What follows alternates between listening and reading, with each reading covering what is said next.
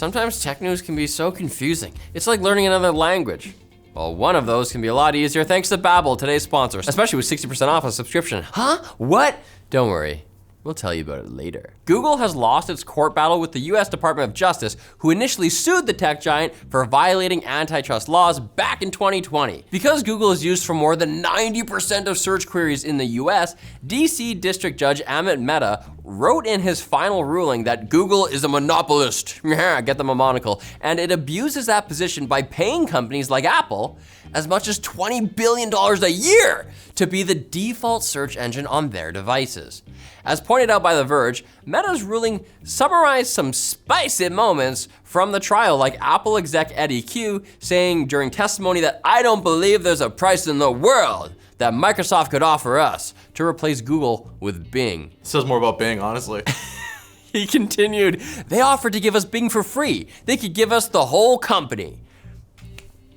Google's superiority as a product isn't really in question here, but Meta points out that Google felt so secure in their position, they made controversial product changes without concern that its users might go elsewhere, which brings a distinct stench, more than a whiff, of monopoly to the nostrils. So what happens now? Does Google get broken up into separate companies, each of which go to jail?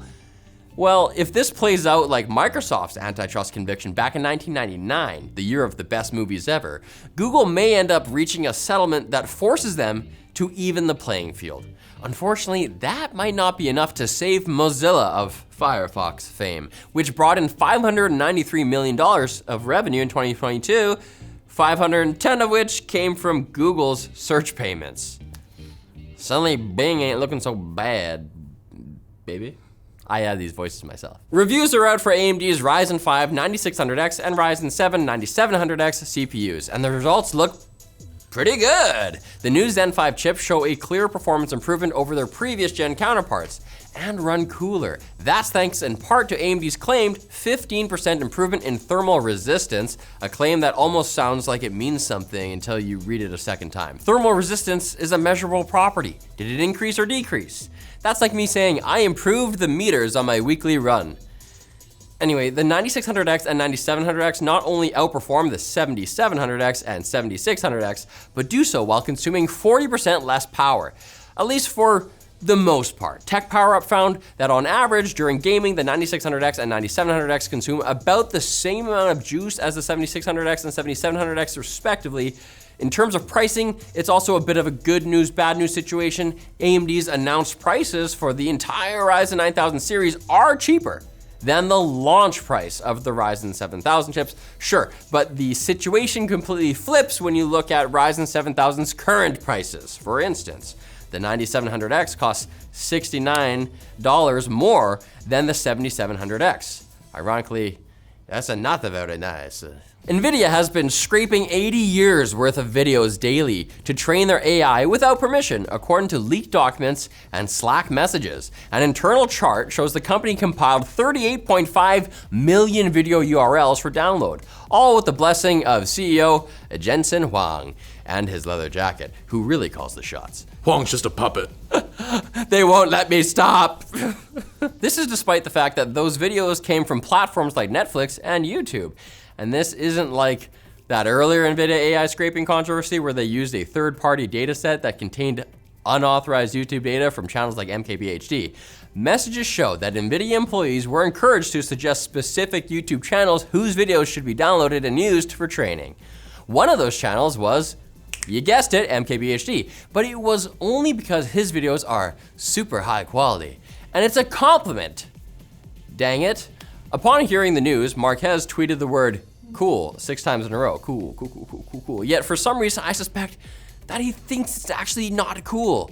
I know it sounds weird, but I'm just getting the vibe. NVIDIA has given a response that was definitely proofread, saying they respect the rights all of content creators, but they are complying with the letter and spirit of copyright law. Because they're just learning information from different sources to make their own expressions. You know, I tried that excuse for plagiarism once, but my university didn't like it very much. And I think you'll like this sponsor. Babbel, It's the app that helps you learn a new language. Whether it's for business or pleasure, learning a few key phrases can go a long way to avoid miscommunication. For example, if you're strolling the beautiful streets of Amsterdam, being proficient with "Waar is de wc" can save you and your trousers. Babbel gives you access to one of the top language learning apps in the world, with lessons created by over 650 real language experts that will help you learn practical, real-world conversations at a pace you're comfortable with. Babbel's own research suggests that if you use their app to study a brand new language, you can learn the equivalent of a beginner's college semester in an average of just 15 hours. Babbel even offers a 20-day money-back guarantee in case you aren't happy with your results. Hey, it's summer, and if you're going on vacation, why not learn the language of your destination with a little help from Babbel? Use our link in the description, get up to 60% off your subscription, and see how you'll be saying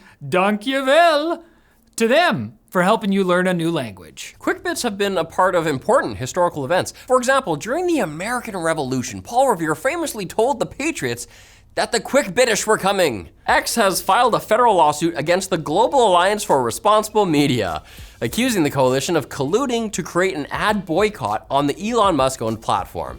The lawsuit was accompanied by an amazing video from X CEO Linda Hacciarino, who communicated her thoughts both in English and American stern mom sign language. The suit is a bit surprising since Musk famously told advertisers to go f themselves.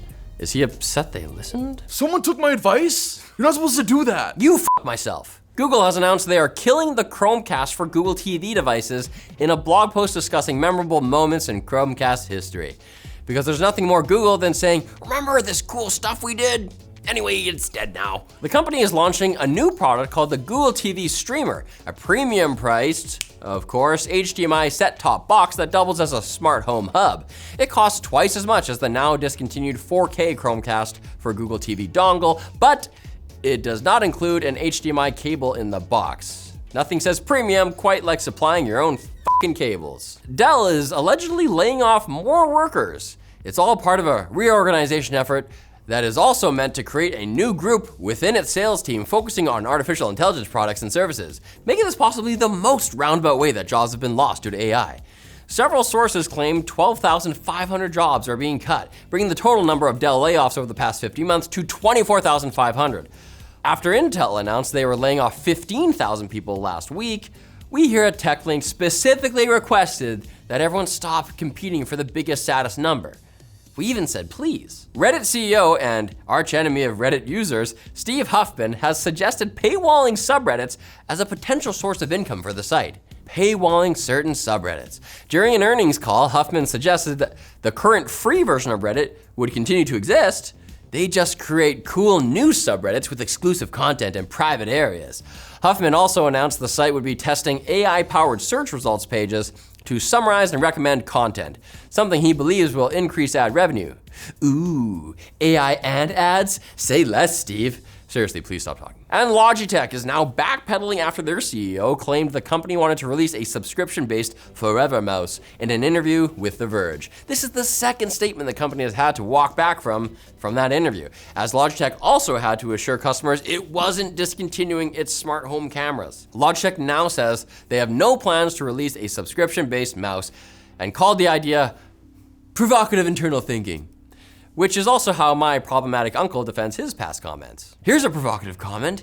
You should come back on Friday for more tech news. What?